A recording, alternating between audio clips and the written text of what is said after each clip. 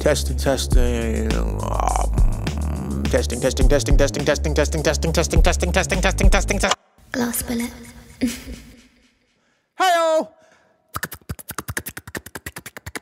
Oh my gosh, we made it.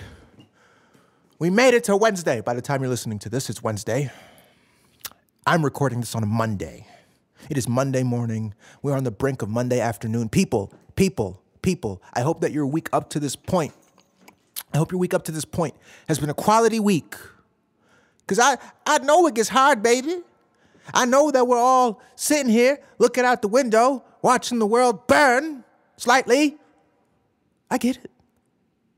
And now we've arrived here at Hump Day, making it through, you know. Big shout out to everyone who hasn't committed suicide. You're still in the race. Because Lord knows some things happen that make it very easy to consider just pushing the button, you know. Wait, pause. Oh, my audio's coming in. I'm coming in a little hot. Jeez, I'm fucking yelling at you guys. I'm sorry. I'm coming at this with a belly full of steam, people. Because I've finally been getting some good sleep. I finally feel as though I am getting back to a regulated sleep schedule that will give me plenty of energy to approach the day, to approach the week. And God knows, baby, I was up till like midnight, actually, more closer to 1. But I'm still, moseying, you know. What is your nightly routine for good sleep? If you had to prescribe for anyone who's having insomnia, you know, or their nights are so shit that when they wake up in the morning, they're just really exhausted, drained, still, you know. I talked to a buddy of mine, a music collaborator buddy of mine, shout out to Deb. I'm just like, yeah, because like she was like, yeah, you know, I felt like I got a good amount of sleep, but I still feel entirely drained. And I'm just like, well, you know, what do you think can be done to make that not happen? And she's just like, quitting that fucking job you hate. Because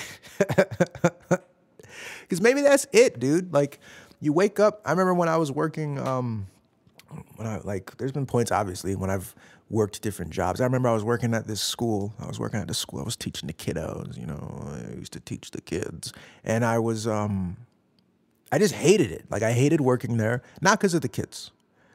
I love children, which always feels weird to say as a grown man. I love children. But yeah, you know, I loved the kids.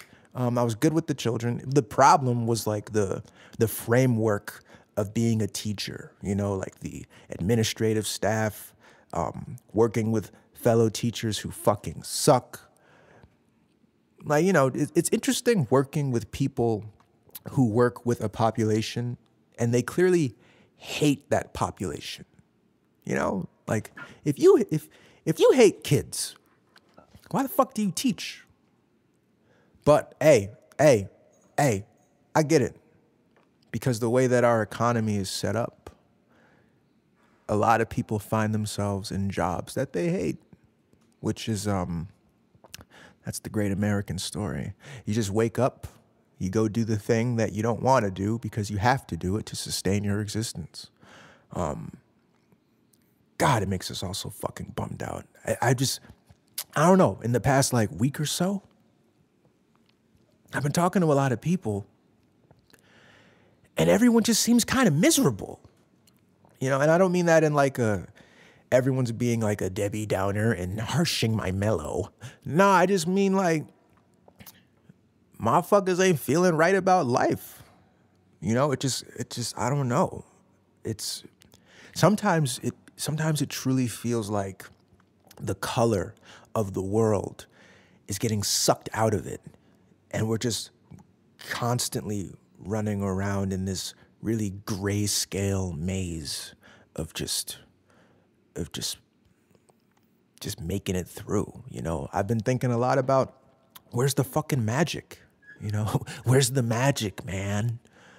Because as a musician, even I feel that pull sometimes of just music not being as magical as it once was to me when I was a mere lad. And I think as we get older, it really becomes this struggle of maintaining that, I guess, wide-eyed magical outlook on the world that you have when you're a fucking kid. But it's almost like just as the years pile up, as we just have more and more time here to exist and learn more things about how shitty the world is in various types of seedy corners, it just it's like it throws layers of dust on a once very bright gold shining trophy, because life is a trophy. It's a gift. It's a gift, but just time just pours more and more dust on the thing. And you just got to keep blowing it, you grab that thing and you fucking blow it. Blow harder than you've ever blown before. Of course, easier said than done. And this is why, I don't know, I don't know if it's just me getting older, and I just have a lot of appreciation when I see kids, right? Because when I see the kids, I can see these beings that they're just so happy to be here. There's obviously a lot of shit we take for granted because of the time we've been here. But think about life through the eyes of a 2-year-old child. They don't know shit.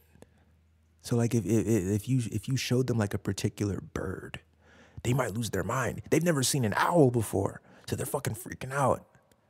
When I'm out on the bench playing guitar outside my apartment, kids walk by and you can just see their eyes light up with wonder of oh my God, what is that thing that he's holding and hitting that's making beautiful sounds? Well, baby, that's music. Get used to it because it's going to be everywhere. A lot of it you're not going to like, but a lot of it you're going to fucking love. And that's probably been my favorite aspect of being a teacher, to be honest, is just, it feels like a buddy of mine once, I think I might have mentioned this, they called me a troubadour, a wanderer, bringer of music. And that's kind of how I feel. One of my favorite moments when I had a kid come into my room, and the population I work with now, I mentioned domestic violence survivors. I mostly work with the children of these mothers, right? And I want to say this kid was 8, maybe 8 years old. He comes in the room.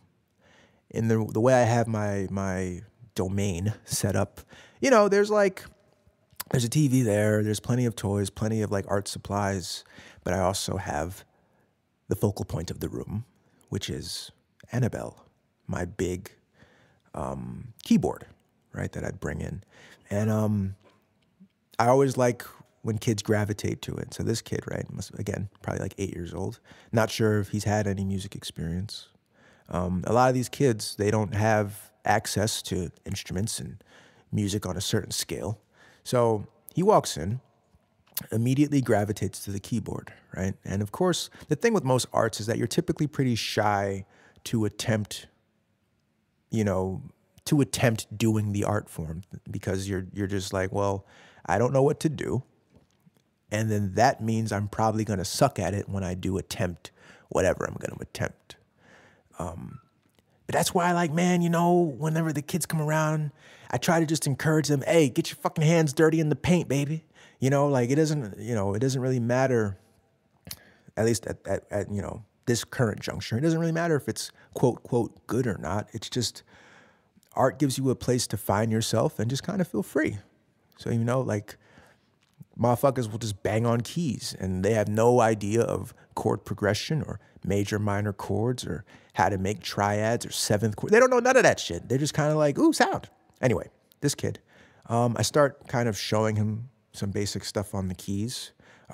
Kids tend to also get very excited about keyboards having different sounds you can pick, right? So yeah, we all love a nice classic Steinway piano sound. Of course, we all love that shit, but you show a kid a drum kit on keys, so now they're banging and they're hitting different snares, different claps, different snaps, different kicks. different types of shakers. They're wilding out on the hi-hats. It's great. And then you show them synths or fucking, bells, marimbas, showing them choirs, all this kind of stuff. And their minds just start to expand, right? So then this kid, again, this 8-year-old kid, I don't know why I keep telling you guys his age. That's not going to be relevant really to the story other than just to illustrate that, yes, he is indeed a child. I start showing him a couple things, and he's playing a little bit, but he's really, really coy about it. He's really chill. Then I call my supervisor because I had to go take a piss. And so then she comes and she sits in there, and I'm like, "Hey, kid." I didn't say, "Hey, kid." I said, "Hey, insert name. Hey, nameless child. I'll be right back. I have to go to the water closet." So then I leave. I'm in there for a bit. I was probably making a duty. So I was in there for a little bit. And then I come back. And then I walk in the room. And the kid is like drenched in sweat. He was a heavyset child. And as I discussed in a previous podcast, when you're heavy, you sweat easier. But anyway, I come back. And he's just drenched in sweat. Plenty of sweat beads just flowing down his face, Face glistened with perspiration. And he was standing up at the keyboard. So then my immediate question is, were you just playing the keyboard? And then he gives me the most aggressive head nod I've seen in quite a while. That kid is ready for metal concerts by how he was headbanging. And it just filled me with so much joy. Because it made me think about I don't know, I guess it's kind of like if you were some kind of dojo master and then someone walks in that has yes, you have incredible potential. It kind of makes your eyes light up about just, okay, you clearly have a spark in you about whatever this thing is. And, part of your pride, or you're happy that you're the one who brought that to them. Am I peeking? No, we're good. Sorry, checking levels. I don't have an engineer here while I do this, people. So, I'm flying solo in the cockpit. I am Howard Hughes. But yeah, you're just I'm really glad I was able to bring that spark to you. And I hope that, I know that I'm not going to be with you for the long haul. You might even just be here today. I might never see you again. Actually, I've never seen this kid again. And then I immediately, in those moments, I'm just I hope that you keep that spark alive in some way. I hope you keep finding ways to feed the flame, keep pumping oxygen into the tank, but don't burn yourself out. Oh, that was clever. But the thing about the arts is that a lot of factors at play, a lot of forces at play. They try to convince you that it's impractical, or that it's stupid, or that it's a waste of time, or that it's not really something that viably contributes to society in the sense that you should pursue doing it, which is weird because we obviously all like music. We all like the creative arts. And obviously new musicians come out every fucking day. New movies come out every weekend. New books come out every day. New TV shows get announced every day. Obviously people are able to penetrate the art scene and make art and push their work out. But for whatever reason, a lot of people discourage people in their formative years of actually pumping their energy into doing that kind of thing. And some don't add up. The odds might not necessarily be in your favor, but it's not impossible. It's why, if I ever do bear children, I want them to just have a certain level of confidence in themselves, right? A certain level of fearlessness, and not even to a naive or ignorant or blind degree. Let them be aware of the difficulties of whatever task they're trying to do, or whatever goal or dream they're trying to achieve. But to just not let the awareness of those odds knock them off their pivot, to really make them, to put the water on their dream, to put the kibosh on all of their plans. Because, yeah, like a lot of shit that is worthwhile is going to be difficult. You know, the odds are stacked against you on a lot of things. You know, I forgot when it was, but I brought up the idea of how buildings, they have to spend their entire existence fighting against one of the most powerful forces of physics, gravity.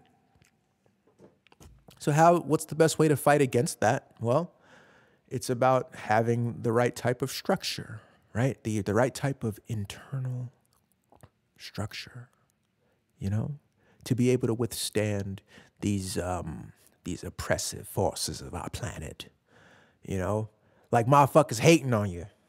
You know, people are gonna tell you that things are shit. You know, it's funny, dude, and I feel like it's a constant battle for people to accept this idea, not even just artists, but just people in general, to accept the idea that not everyone's gonna like you, you know? And obviously within limits, like I think, you know, how I guess healthy societal framework works is you do have to care a little bit about what other people think about you to a degree. Like, you know, like if you felt fully comfortable walking around telling people I eat babies and I push old ladies into the street, you know, like and you said that fearlessly, like you're like, yeah, no one should judge me. No, I don't care what anyone thinks. Well, now it's like working to your detriment. Like there's certain aspects of, I guess, social decorum that we have to keep in mind. So, you know, to a degree, you care about what other motherfuckers think. But I think it's separating the things that we should value other people's opinions on, separating that from stuff that is just, you know, we're carving our own path. And you ain't hurt nobody. You ain't hurt nobody, you know, unless, I mean, you can hurt someone's ears with bad music, but they don't have to fucking listen to it. Fuck you, you know? And what helps me always internalize this, because it's still hard for me, even as a weary 30-year-old man, it's still kind of, it can be hard for me to even recognize that. And I'm someone who's been weird my whole life. This is a constant journey of just trying to accept my own eccentricities and my own vision and my own outlook on stuff. And part of what helps with that is I like to look to the artists who have dropped projects that were considered polarizing or people didn't like them, you know? I like to think my number two, actually, no, I don't like ranking things. I do like ranking things. That's a lie. I do like ranking things. I'm not going to do it right now. But one of my favorite artists in like my top 5 is Frank Ocean, right? I love Frank. I hope he returns soon with new music, just in time for the headlining Coachella set next year. But I remember when he put out Blonde in 2016, right? I remember that fateful day. It was a great day. And I remember like the chatter with some of my buddies, people didn't like it. Some people felt it was too stripped back. The big complaint I saw was, "Where are the drums, man?" You know, they didn't want to just kind of wallow in the oasis of pretty melodic tones and, as always, insightful lyrics. You know, but that I personally, I think that album's brilliant. And you know, seeing so much backlash for a brilliant project or a project I deem brilliant, it puts things in perspective for you of just like, oh yeah, we ain't always going to like everything, or people aren't always going to agree with your interpretations of work. You know, another great, Kendrick, right? 2015, what does he do? After the massive success of Good Kid, Mad City, an album that's very much contemporary rap flavored, a lot of trap tones, a lot of, again, contemporary rap flavors. What does he do 2015? Total pivot. After the album that puts him on top of the world, he's like, total pivot. I want to do this kind of, you know, jazz, funk inspired odyssey into the Black experience. And again, I thought that album was brilliant. Critically, it was very acclaimed. But again, I saw a lot of the chatter online of like, yo, this is not it. What's the big word they use for that project? It lacks replay value. It lacks replay value. So people would kind of acknowledge its brilliance, but they're like, I don't want to come back to it. It doesn't, you know, I don't know, don't scratch that itch. Or Kanye. Kanye loves dropping divisive records. 808s and Heartbreak. Yeezus. you know, his whole gospel era. But I think there's something very liberating about really like tapping into what you wanted to do and letting your freak flag fly, you know? I don't know if I mentioned this last week, but when I was doing, I had the return of the Butterfly House set last week. Great. Thank you for everyone for coming out. But I remember like leading up to it, one of the images or logos, icons in my mythology and my brand as an artist is the cannonball. He's a cannonball with round pink John Lennon frames and an army helmet and a gas mask, right? So then getting ready for the show, I'm like, you know, I kind of want to do something weird. I kind of want to do something to break me out of my comfort zone to a degree, or rather to revel in the ridiculousness. So I'm like, you know what? I'm going to dress up, not like full dress up, but I'm like, I'm going to wear my own army helmet. I'm going to wear my glasses because I'm going to embody this character on stage. Not even like embodying a character, but just kind of like, you know, letting other ideas I've had visually penetrate or permeate my live set. Because, you know, I think as I've been incorporating different styles and different genres, I've been finding that it's almost like they've been at odds with my too cool for school hip hop roots. Now, yes, hip hop has had plenty of weirdos, but in a lot of ways, it's, you know, a lot of the ethos of hip hop is built in being cool, you know, being cool. And, you know, sometimes the weirdos get looked down upon, or it takes a while for people to kind of get them, quote, quote. So I was kind of just on the fence. Like, am I going to wear this fucking helmet? Am I going to wear this helmet? Am I going to wear this helmet? And then I started, you know, rehearsing, wearing the helmet, getting comfortable with how it feels on my head. And I'm like, I'm going to commit. Fuck yeah, the helmet's coming out. So I wore the helmet, and I loved it. You know, there was something that felt very freeing about really letting myself succumb to my vision, man. And then the following day, the people also said it's a good look on me. So I might wear the helmet more often. I might wear it at every show, to be honest with you. The next day I went to Bryant Park, lovely park in New York City, kind of bougie. Is it bougie? Yeah, it's a little bougie. I would describe it as semi-bougie. And I brought the helmet. I'm like, yeah, I'm going to bring the guitar. I'm going to bring the helmet. I'm going to jam out on the empty Bryant Park stage again. And as I'm sitting there, because the stage had people on it, just kind of sitting there chilling. So I found a nice little seat, sat there, smoked a little bit of dope, and I started getting really self-conscious. I'm like, wait, no, Saz. It's way too ridiculous to wear the helmet. Not in public. It was okay last night at a venue, but not just playing outside. No. And then, I don't know, man, something clicked. I'm just like, man, fuck these niggas, man. I'm doing what I want, dog. So I walked up there, and I put on the helmet. And I must have played guitar up there for like, easily like 3 hours. I still feel it in my fingers today. And what I noticed is that it became kind of an attractive force. You know, people, like there'd be, you know, people standing in line off in the distance to order, you know, a fucking $11 avocado toast. But while they're waiting in line, they're just, you know, watching me play. You know, I saw this woman who was just very captivated, finished, got her $13 avocado toast, and came and sat down and just watched me for a bit. And then eventually she worked up the balls to come over and ask, hey, do you mind if I take a picture? And I'm like, nah, I don't mind, take it. But if you post it, tag me. And I have a Butterfly House logo on my guitar. So like, you know, people can just take a picture of that and then, you know, follow the boy. And then, you know, that kind of just kept happening. Like people would be passing by, have a camera, take a picture. Some people asked, some people didn't. One dude came up and was like, some model from Brazil came up, and he was just like, he just wanted to take a video of me real quick, a nice little pan.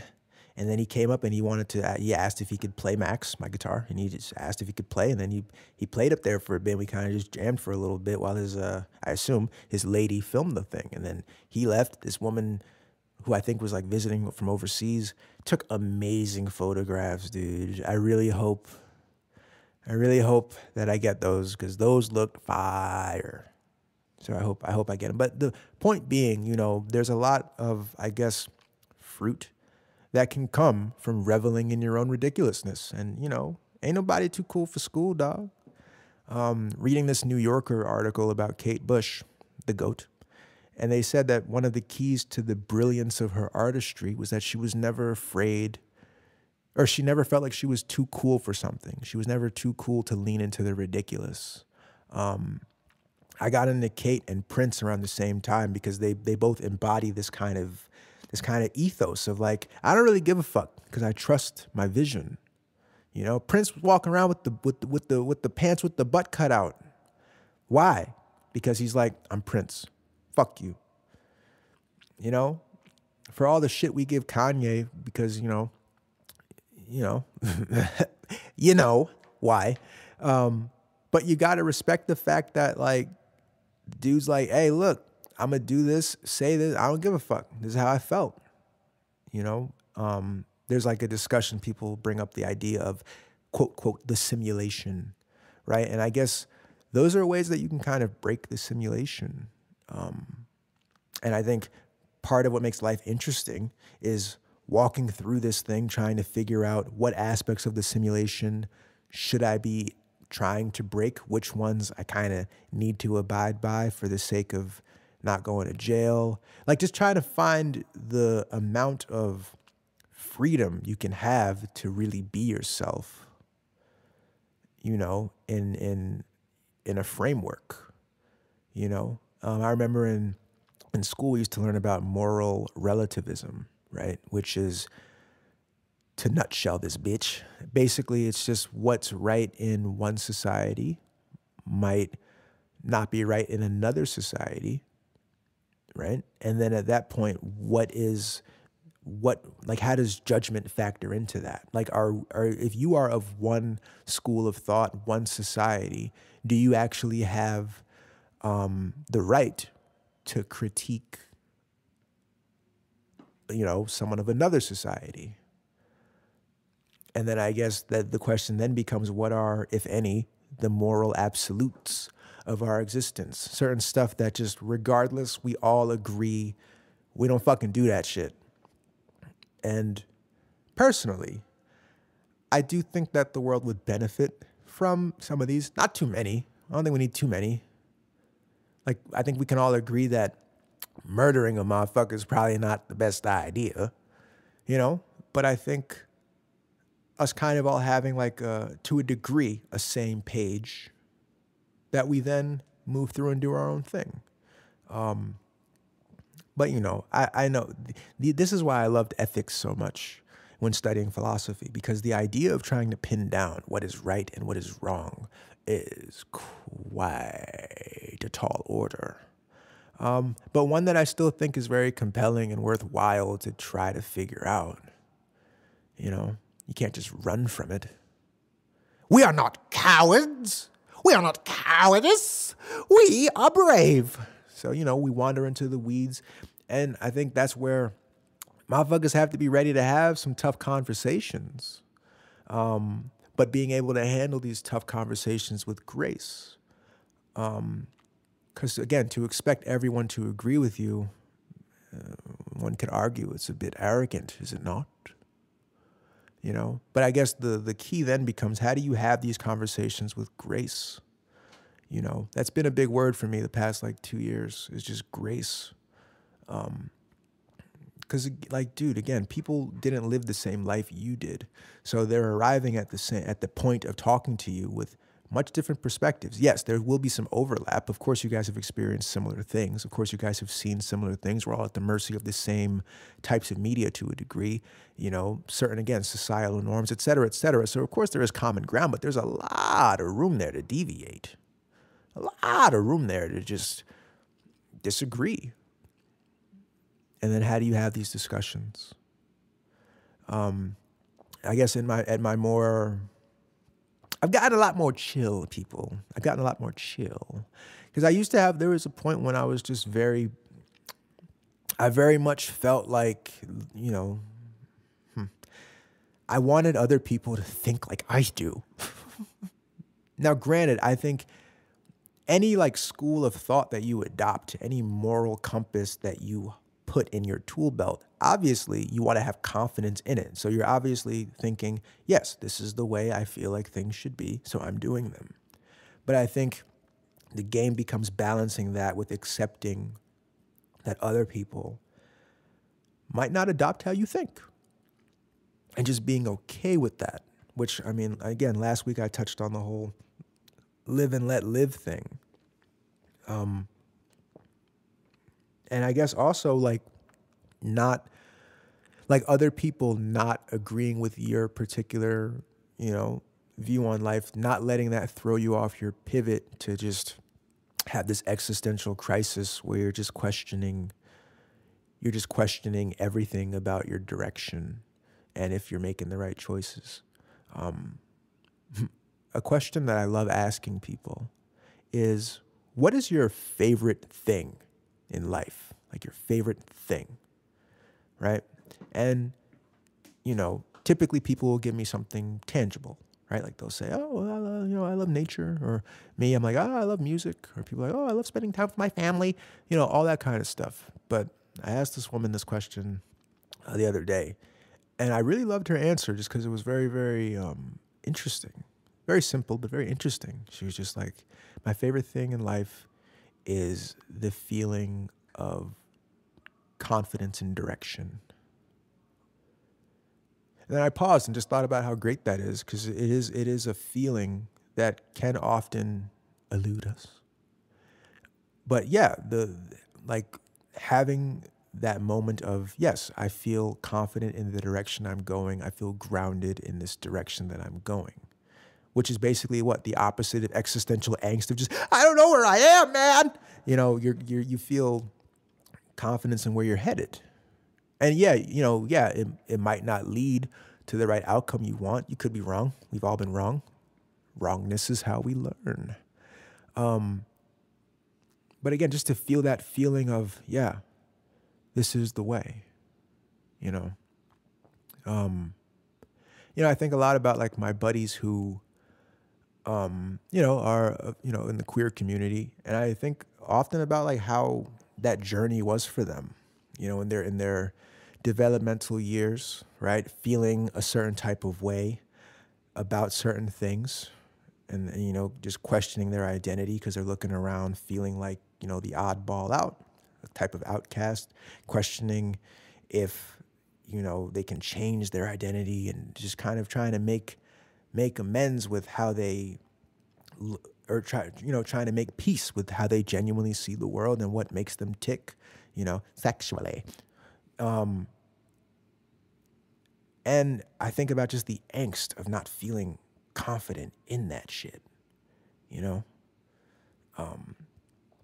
And I think part of it is just accepting, people ain't gonna fuck with this shit, but hey, I gotta do me, I was talking, I was talking with a buddy of mine about the idea of bad versus gross.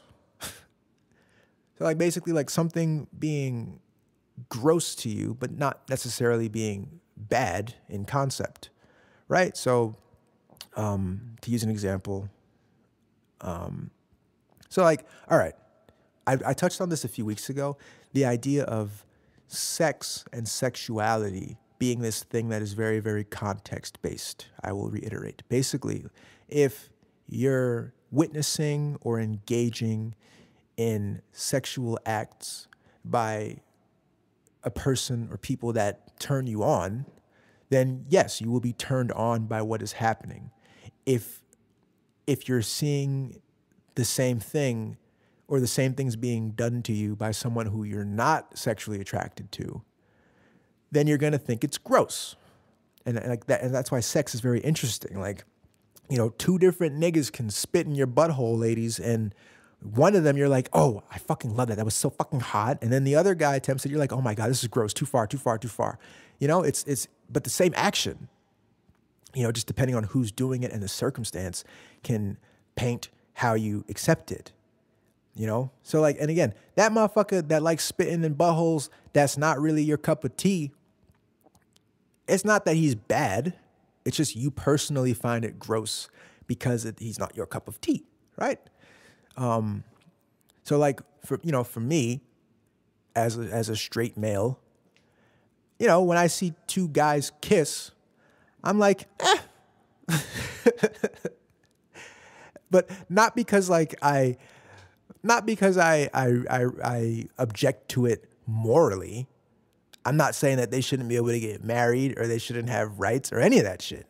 It's just because of what I am attracted to, me seeing this action done by a type of person I'm not attracted to.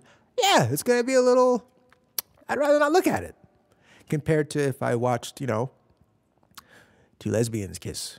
Well, it's like, oh, well, I'm attracted to seeing women, so them doing this act, I'm like, yeah, I'm into that, you know? And, but again, like, them motherfuckers kissing, they shouldn't care what anyone thinks who's not of their speed, as long as they're being allowed to live and getting respect and being valued as people. It's just, again, people ain't always going to kind of dig, you know, the angle you're coming from. So, you know, I don't know. It gets really tricky with preferences, you know, like, and because we're in, rightly so, to a degree, we're in an age of, you know, political correctness and acceptance and wokeness. So you do have people wanting to walk on eggshells in terms of their preferences for stuff. Just because, you know, expressing a preference for something, it could just easily balloon into this bigger issue, or it can easily be perceived as this bigger statement on your levels of acceptance of a type of person, you know? Which I think it's unfortunate, because I think it closes down a lot of conversations in a way that makes people, it makes people feel guilty about having the preferences that they have. But dude, if you have a preference about whatever, I think with anything you think or feel, you just gotta not be a dickbag about it. You know what I mean? Like, you're not into that thing, all right, don't be a dick about it. Or if you're into like a particular thing, like, you know, you have folks that, like me and my brother, were different in this regard. Like my brother loves like obese women. Like he's really into very, very heavy women. He makes a lot of collage art, and inevitably he will always include a very large woman in there. And, you know, he's like, yeah, I don't really dig the skinny chicks, you know, I don't like the bones. All right, fair enough. You know, me, I'm kind of on the other side where I love a fit woman, you know, a woman who works out, and I guess I'm into the bones. I like to see the collarbones, you know. But the thing is that in either of us having that preference, we can have those preferences. But then if we go forth on like social media accounts or in interviews and disparage the thing that may not be our preference, well, now you're being a dick, you know? Live and let live, dude. Also, speaking of homosexuality, I was thinking about, all right, wait, time check. Oh, I'm fucking killing this. 39 minutes in, it's the longest pod ever, and it was effortless, baby. I had more stuff to talk about, but I'm gonna save it for, I guess, next week. We love having rollover minutes. Remember rollover minutes? Anyway, when people think about going to jail, right? When people think about going to jail, there's this idea of, and I don't know if women have these discussions, but guys bring this up all the time. You're thinking about, you know, not wanting to drop the soap, not wanting to get, you know, butt fucked while you're trying to suds up your ball bag. Sorry, by the way, Bill Burr's the best, man. I've never heard the term ball bag used for a nutsack I love it. Ball bag. But anyway, you're thinking about that. Like you're thinking about, how long until that occurs with you, or how long until someone just at least makes a move on you. The idea of how long until, people try to bring me into that realm, And I find that no one ever thinks about it the other way of just how long would you have to be isolated? And I guess like for people who are straight, right? How long would you have to be in that environment to flip the switch? And you're like, yeah, all right, I'm gonna fuck guys now, whatever. How long do you think you'd go until that switch gets flipped, if at all? You think if you're in there for like a 6-month sentence, would you get a handy mandy from your bunkmate? I don't know. Or like, would it be a year in you accept the blow J. Simpson? I don't know. What about 10 years? 10 years. Are you looking for, booty meat? I don't know. Or what if it's a life sentence? So now confirmed.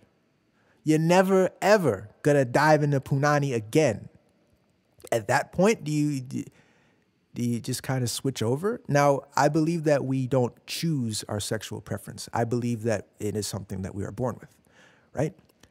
But at some point, do you start to just kind of look at the mechanics of just like, well, I don't know, dude, it's a mouth. And I want to feel release. So you're like, I don't know, dude, it's a mouth. Or I don't know, dude, it's hands. They got lotion on it. I'll close my eyes. Or I don't know, dude, it's a hole. It's something. You start to kind of settle for what you might not necessarily want. Like in jail, you don't like any of that food, but you're not going to starve the entire time you're there. You're going to eat the food. You're going to eat that gray gruel that they put on your plate because you have no choice. I don't know. These are questions I hope I never have to answer personally. I'm trying to stay my ass out of jail. Stay my ass out of jail. I personally feel like if I went to prison, I would be, I don't know if this is a good thing to to brag about. I feel like if I went to jail, oh man, people would want my butt so bad. It's not a good thing. But I do think that. I feel like, me having the pink lips, being in shape, being a relatively handsome gentleman, I feel like, yeah, But I have a plan. If I ever went to jail, and y'all can copy this plan, because I do think this would help anybody. I feel if you go to jail, I'll speak for myself. If I went to jail, this is what I would do the first day. People usually suggest, you got to go in there, man. You got to beat up the biggest dude you can find. Well, I feel like I'm not going to win that fight. Haven't been in a fight since 3rd grade. So I feel like here's what I would do. I would smear feces all over my face, mixed with a little bit of blood, and I would just start running around. Like I would just at some point get free, run around, and just kind of running around, blood, feces all over me. And I think that would make people not want to fuck with me. They'd be like, that nigga is genuinely very crazy. And no one likes feces, dude. No one does. It's one of the grossest things that people, you're not going to want to get in contact with me. You're going to question my hygiene, just a lot of things. And a motherfucker who's down to smear feces and blood on their body, you don't know what they're going to do. You don't know how they're going to snap. You don't know what I'm going to do. So that is my plan if I ever get incarcerated. But anyway, people, we have come to the longest episode of the Butterfly House podcast ever. Thank you for rocking with me. I will be back next week. It is Monday as I'm recording this. Tonight, going up to Manhattan. Got a little tiny set. Gonna bring some tunes to the Birdman Lounge, I think it's called. Yeah, for Charlie Parker. It's this like ritzy jazz club thing. So I'm gonna see how they handle me with my helmet and my guitar. But yeah, folks. I hope you have a blessed rest of the week, a blessed weekend, and, be kind to the person that you run into today, the strangers, you know what I mean? Because again, what are we all doing? We're all just down here trying to figure it out, man. So I wish you luck. lots of luck, lots of blessings, and only give the right fucks. You can leave the other fucks, but give some fucks, but not too many. Peace.